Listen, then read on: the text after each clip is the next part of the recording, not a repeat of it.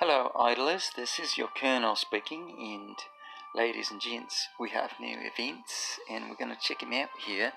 But first, well, I guess we'll go to, let's go to our mailbox first. So we've got Super Wishing Coins times 1. That's what we're going to get in our mailbox every day, a Super Wishing Coin. And of course that means that it is the Wishing Fountain event. Which is kind of funny because it seems like it ought to be, they ought to give you regular wishing coins because that's what helps you in the event, right? But that's not the case, and speaking of which, for some reason I haven't been able to get my, I don't know why, but it seems like in the past I was able to get my wishing coin, all of my wishing coins through the Aspen Dungeon and in other ways. And I was always able to save up enough for the events, for these wishing fountain events, but for some reason, the last couple of events, I haven't been able to get a completion on these, because I just haven't had enough wishing coins. Maybe I was purchasing wishing coins back at that time. I don't know what happened, but for some reason I'm not able to get as many wishing coins as I once did. So, but I have been purchasing a few here and there in the Aspen Dungeon, so I'm pretty sure I'm going to be able to get a completion this time. At any rate, we're not going to do that just yet. So let's go check out the events really quickly. So we got value packages, of course. You can get a copy of Penny for $99.99, and of course with your various packages you get super wishing coins, regular wishing coins, and gems. So those are your value packages. This one, what is this? Just, oh, it's 50 universal skin shards. So yeah, so that's basically 50 universals, 5 universal skins, or of course you can fuse all of those to get a limited skin. But again, I don't encourage purchasing skins personally. That's not my thing. But anyway, those are your value packages, and of course it is a wishing fountain event. So for 50, 100, and 200 wishing coin spins, I guess, wishing fountain spins, you're going to get a total of, what, 8 super wishing coins and 8 orbs, prophet orbs. So that's of course going to help you in the prophet summoning event, which will be coming up, I don't know when. We just barely had it. So speaking of which, I could have done a double completion last time around, but I just did not pull the trigger on that because I'm just going to save up and do a double completion in the next Prophet Orb event. But anyway, at 300 points, that's at 300 spins, you're going to get another couple of orbs for a total of 8 orbs for the event, and as well as a Vesa copy and 5 glorious relics. So there you go, that's your wishing fountain event. And of course you can complete this up to 4 times. So you know, if you really want 4 Vesa copies, you can get 4 Vesa copies. And honestly, Vesa is probably the best wishing fountain event hero I've seen in the last little while. That's really why I wasn't too worried about completing the last couple of wishing fountain events, because the heroes really weren't that great. But Vesa is a pretty nice hero, honestly. As far as she got reworked a while back. Well, of course, in the early game, when this game first started, she was sort of the it girl, I guess. Everybody wanted a Vesa, and when I started the game, actually, I started it, I guess, about a year after it the game began. So I joined it a little late, but even at that time, like, Vesa was still pretty popular. But of course, she did get sort of left behind, but then they reworked her just a little while ago, and she's still one of the better heroes, I guess.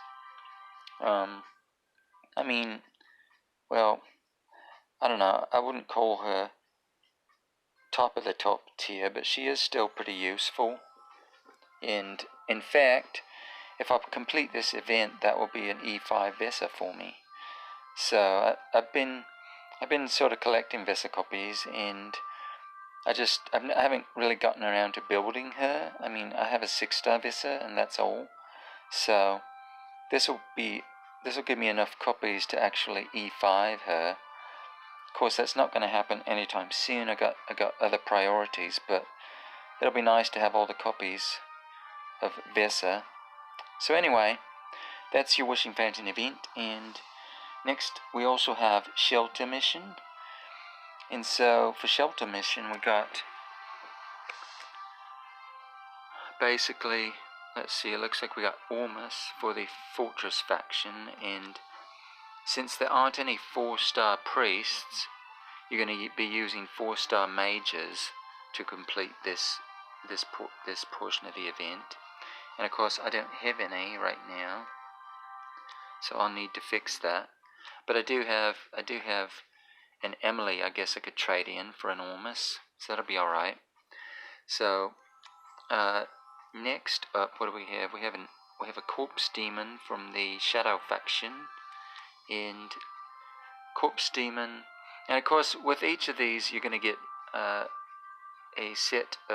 half a set of 4-star gear here as well, orange gear. So that's nice. And of course, here you're going to be Corpse Demon is a warrior. So you're going to be you need 4 4-star warriors, and I have 4 right here. So let's go ahead and use those up. And then let's see, who are we going to trade in? I guess Beatty. I think I'm going to save my Lutzes in order to build. But I don't know, do I want to use a Lutz? Do I want to use a Beatty? I'm not sure. Not sure about that. Let's see. I wonder if I have any other Shadow 5-stars in my bag here that I could pull out that would be better than Beatty. Let's see. Yeah, not really. Not really. But I may fuse some. I may fuse a 5-star, so we'll see. We'll see how this goes. So I'm not going to pull the trigger on that one yet. What else do we have? So next we have Starlight, and I guess Ormus is a fairly decent fortress hero, and Corpse Demon is a fairly decent shadow hero. But of course they're not the tippy top. I guess I'd say they're about equal to Vesa. She might be maybe a tier above these, but overall I'd say they're pretty close to Vesa. Then you have Starlight for the Forest faction, and she got a rework recently, but she's still not all that great in my opinion. But anyway, what do we need to get her? Let's see. Oh, jeez, look at that. We got all the priests that we need for this. And let's see, can we trade a 5-star for her? Yeah, we can trade that. We can trade Melassa actually. Let's trade Melassa. So let's do that. And then you just, of course, Starlight is a priest, or a priestess, I guess. So you're going to need 4 priests from the Forest faction, and I guess we're going to go 1, 2, 3, and 4. And we'll save our Thale copies in order to fuse one of hers. So there we go. So that's all the copies you need, and then you just basically you're trading 4 4-stars and a single 5-star for another 5-star, Starlight in this case, and the two sets of orange gear, or the two halves of the set of orange gear. And so basically, it's mostly worth it, especially because you're basically taking this 5-star out of your collection where it's taking up space, and then you're getting Starlight in your bag, and so that's going to help you. It's going to free up space in your collection, and it's going to help you for things like the Heroic Miracle. You can pull Starlight out during the Heroic Miracle in order to help complete that. So it's pretty worth it. And then you're basically trading 4 4-star heroes for the 4-star gear, basically, and it's worth it. I mean, I have an immense surplus of 4 stars, so they really aren't doing me any good. They may as well turn into gear for me, right? So anyway, we're going to submit this. Yes, we want to do it, and there we go. We get our Starlight in the bag, and we get our 4-star, 2 halves of the 4-star gear here, so that's nice. So we completed that part of the event, and next up we got Cthulhu, who he's a pretty decent Abyss hero, and I was trying to build him for a while just because he's good against Valkyrie. He's a good Valkyrie counter, but other than that, other than being a good Valkyrie counter, he's really not that great elsewhere, in my opinion. But yeah, so I did start collecting him. I made a 6-star Cthulhu, and then it was just raining King Barton copies on me, so I went with King Barton instead. Took King Barton to 10-star, and Cthulhu kind of got left behind for me. So I'm going to pick up another copy here. That'll be nice. I can't remember how many I have. We can check after this. But anyway, he is a ranger. He's an Abyss Ranger, and there are no 4-star Abyss Rangers. So I guess we need to use assassins for this one, and I don't have any, so we're going to have to get a few of those. And I definitely have. Oh, there I have 3 Cthulhu copies in my collection already, and I probably have some in my bag as well. So, but yeah, we can use. We got some 5-stars we can use. We just need to get some 4-stars. So that will have to wait. And then of course you got your light and your dark hero here, and actually, wow, we have Faithblade. That's the first time I've ever seen Faithblade in the Shelter mission. So Faithblade is not nearly as good as he used to be. He used to be like the tippy top. When I started the game, he was like the tippy top of the food chain in the light faction, but now he's sort of slid a little bit. And actually Asmodel's rework sort of shot Asmodel up above Faithblade here, so that's kind of interesting. So now I would say the top ones are probably obviously Ada, and then you have Asmodel and Belrain, and Faithblade I guess would probably come after all of those 3. So, but he's a pretty decent hero. Like I said, this is the first time I've seen him in the Shelter mission. So, anyway, of course, these are still very, very expensive in order to get the light and the dark hero, and I really don't think it's worth it. You're basically trading two 5-star light heroes for a single light hero, and it really isn't worth it unless you're trying to get that light or dark hero to start your rainbow aura.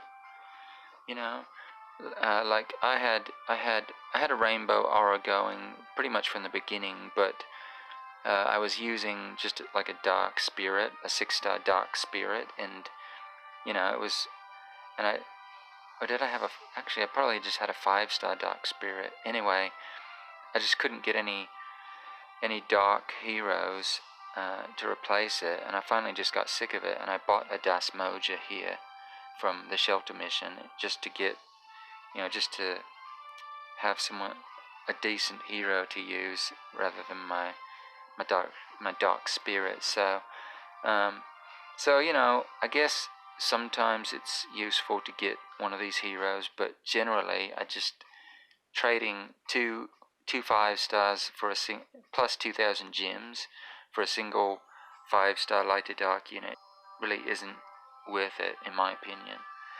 But you can do it if that's your thing. So anyway, yeah, I'll probably end up getting the regular faction heroes. I'm just gonna have to get a few more 4-stars together, obviously, and then I'll be able to do that. But I generally don't touch the light and the dark 5-stars. So that is the shelter mission, and of course Grey Dwarves Blessing is also going, and that goes for 2 weeks, so you don't have to rush or anything if you're trying to do Grey Dwarves Blessing. Basically you can turn 4-star gear into 5-star gear. You can turn a 5-star set into a 6-star set, and you can turn a 6-star set into class-specific sets. So there's a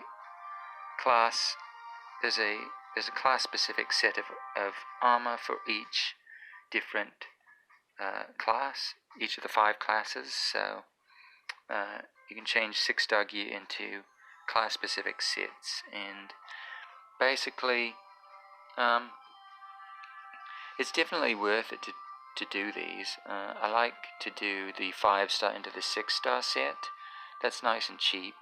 It's only 2,500 gems and 60 million gold, but I think we all have enough gold that doesn't matter. But anyway, I like to do that, and if I can pull it off, sometimes I'll get turn my 6-star set into class-specific sets. We'll see this time around. I don't know, but basically you have to have a full set. You can't trade partial sets, so you got to have a full set and trade it in for another full set. So you can't trade one piece for another piece, basically. And that is the Grey Dwarf's Blessing, basically. So there you go. Those are the events, and the way you can complete. Oh, you know what? Do we have a Marauder here? No, we don't. Okay. But the way you can get 4-stars basically is, for this event. Basically, I just get, for the shelter mission, I just summon out these 4-stars. I have way too many of these. I've got 939. I try to cut into it, but it's just hard to. I can't get enough of these 3-stars. I mean, I'm always needing more 3-stars, and I just never quite get enough of these. But anyway, that's a good place to get your 4-stars for this event. But even better, since you're going for different factions, these are your better option. If you're just looking for specific, obviously if you need, for example, I need fortress mages to get Ormus, right? So this would be a great place to just pull those specifically. Obviously I'm not necessarily going to get a mage here, but at least it's faction specific. You know what I mean? So and of course I've used a lot of those, as you can see. So I really only have one fortress 4-star and one abyss 4-star here that I can use for this mission. So anyway, I'm going to be pulling a lot from here, but that's for another day and another video probably. Anyway, the last thing I wanted to talk about tonight is, you all know about the new tech. Basically, you click on here if you've completed all of the other tech, and you can get these advanced tech text for your different classes. And basically you got all of these: anti-mage, anti-ranger, anti-assassin. These all just reduce damage from those classes. So for your warriors, these different classes are going to hit less hard when you have these maxed out. But the thing I wanted to talk about is these immunities, which I find kind of interesting for a couple of reasons.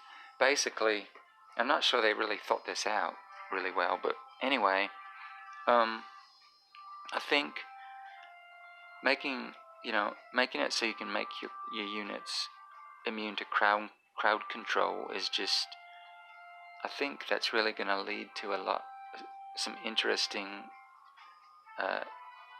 effects in the game. Basically, it's going to shift the meta. Obviously, everyone can't afford this tech yet, but as more and more people do, then it's going to basically shift the meta away from crowd control and towards nuking, basically.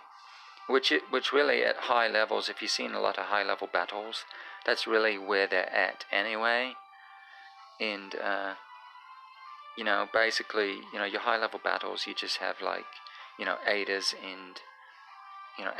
and Aspens and such, and pennies and things like that just nuke, and you just you're throwing like speed artifacts and energy artifacts on those units, and just, it's like basically who can nuke who first is basically the upper tier meta.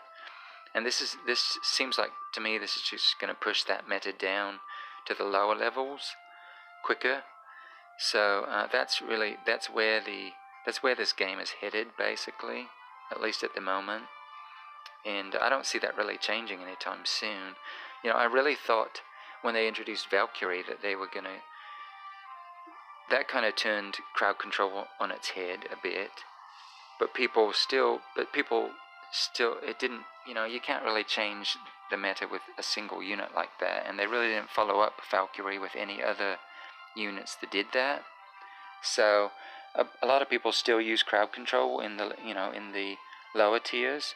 But like I said, in the upper tiers, it's all nukes. It's just speed and nukes, basically. And I think this is just going to push that down further to the lower levels as well. So if you're wondering what to build nukes. Damage over time is going to lessen. Crowd control is going to lessen. It's going to be all about nukes, basically, and who can nuke who first. That's where I see the game headed anyway. Some further units might change that, but I really don't see how how we're going to get away from that meta. I mean, that's going to be the meta for a good long time, and I don't see it changing. But anyway, the other thing I thought was kind of weird about these crowd control immunities is that basically, you have, like, I have a Valkyrie, right? That's my main unit right now, my main hero. And Valkyrie, of course, you want her to be crowd controlled, right? So if I max out my ranger, if I do my ranger crowd control immunities here. Oh, let's see. Oh, okay. There we go. If I do my ranger crowd control immunities, that actually hurts my Valkyrie a bit. You know what I mean? And if I have a Valkyrie, if I'm running a Valkyrie and a Penny, for example, obviously I want my Penny to be immune to crowd control, but so what do I do on ranger? Do I max out my crowd control immunities here and hurt my Valkyrie, or it starts to get a little tricky. So I don't know if they thought that through all the way when they introduced all of these crowd control immunities. But anyway, that's the other thing that I was thinking about with this. But anyway, obviously, I'd say stun is the most common crowd control, at least at the moment. So that would be a good one to work on first, if that's the direction you want to go. Freeze immunity. There's not a lot of great upper tier units that freeze. I guess you got your Joras and your corpse demons, I guess, but not a lot of people use corpse demons really.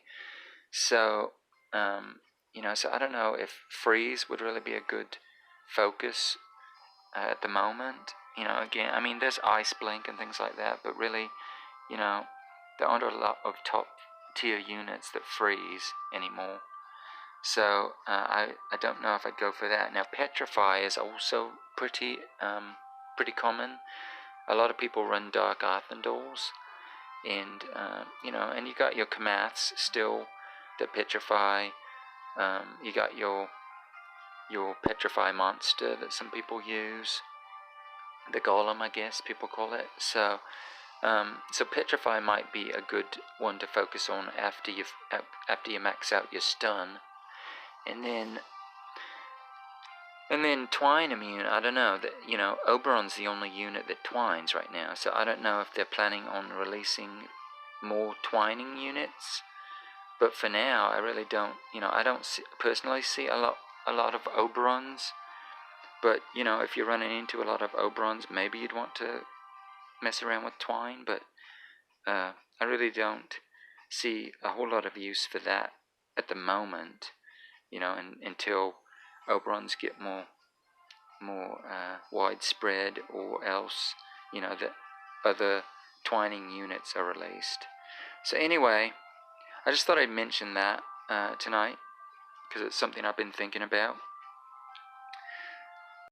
So that's about it for tonight. Looks like I have a free heroic summon, so let's go ahead and do that. 4-star, that's not bad. I actually got a demon hunter the other night on a free heroic summon, so that was pretty nice. Anyway, what else? I guess we don't really have any more house cleaning items here, do we? I don't think so. We can get that quest out of the way. So there's our heroic summon. Oh, we didn't do our wishing fountain, did we? Let's do that really quickly. So basically, the way I like to do my wishing fountain is basically, so I look at my gold here, and it's on 125k, which is the lowest tier gold. There's 125k, there's 250k, and there is 375k is the high tier, the high end. And that's for me personally. I don't know if it goes up from there. I know at lower tiers it's lower, but anyway, the point is it's on my lowest tier of gold right now. So I'm gonna wait here. Normally I would hit refresh, but it's gonna refresh itself here in 7 minutes. So we're gonna pause right here and come back in 7 minutes when it's refreshed, and hopefully we get more gold on our wheel here. So I actually wouldn't. We got a minute left here.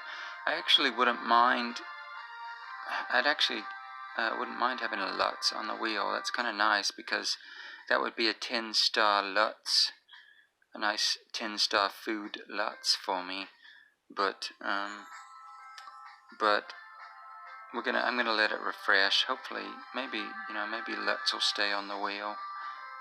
But if not, we'll see. It'll be a nice 10-star food though. Also, I did not, on Wishing Fountain weeks, when I'm aware of it anyway, I do not do my daily, I save my daily, so I don't do my dailies right when the server clicks over. At least my daily wishing coins, I save those when I know it's going to be a wishing coin event. So, because you may as well have them count for your mission, right? So I haven't done my daily wishing fountain event coins yet. Okay, here we go. What's it gonna be? It's a fat moo. But our gold's still at 125. So I don't want 125. We're going to refresh again for free here. And now we have Mirage, but we have 250k gold, which is better. It's much better. So, and again, for the to complete the Wishing Fountain event, you have to do 300 spins. But of course, if you have the 10 spins for 8 coins unlocked, which I believe is like, do you get it at, I think you get it at VIP 2, or maybe VIP 3, I forget. But anyway, if you have that unlocked, it really helps, because basically you only need like instead of 300 wishing coins, you only need 240 in order to complete the event. So that's nice. So I'm at 179, as you can see. So I need, I need another, what? Well, we're nearly 180, so I need like 60 more wishing coins, and I should be able to get a hold of those before the end of the, before the events reset. That's my plan anyway. I do want that Vesa copy, just to have. But anyway, yeah, let's get started here. So we're gonna hit the 10 times for 8 coin spin on the way here. So we picked up the red gear there. That's nice.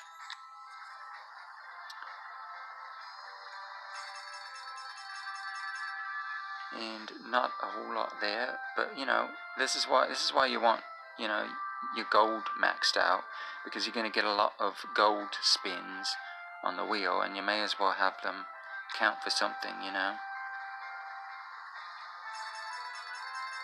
So more gold, nice.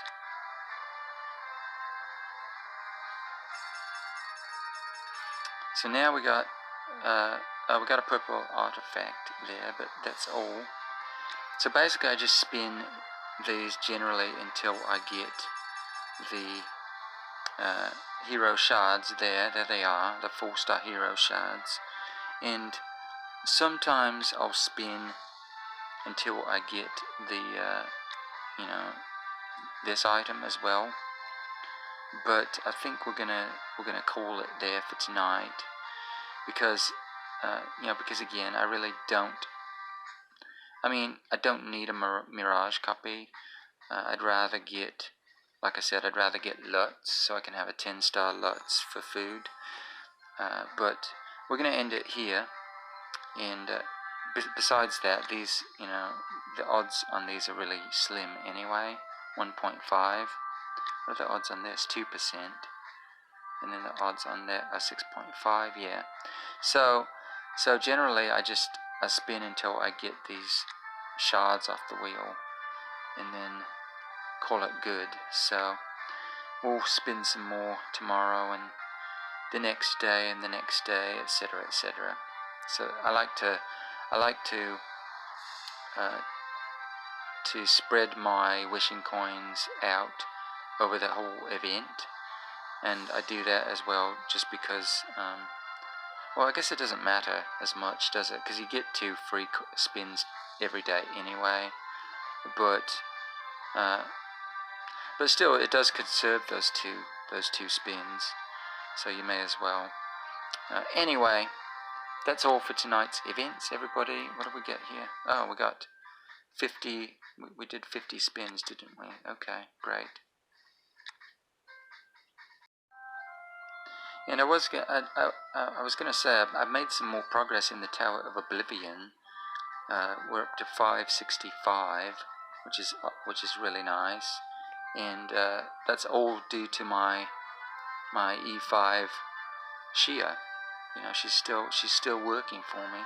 She's still getting me some progress here, so that's nice. And but I think this video's gone on long enough, so I'm not gonna do any gameplay for tonight. Anyway, thanks everybody for joining me. I am your Colonel, and I am signing off. And this has been your Colonel speaking. And we're gonna go ahead and sign off here. And Karma, remember, Karma can be a bitch, but she is lovely. And I will see you in the next video, everybody. Goodbye.